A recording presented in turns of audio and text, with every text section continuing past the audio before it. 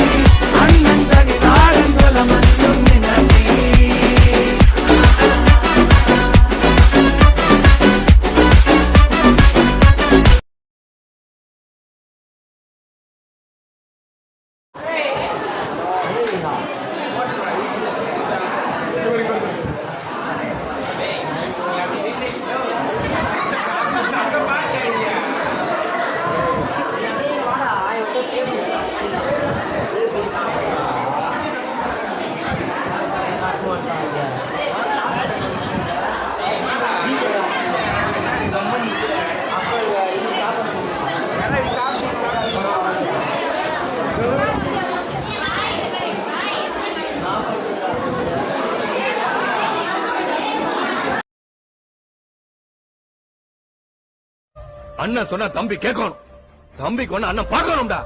அதுதான்டா அண்ணன் தம்பி உறவுங்கிறது.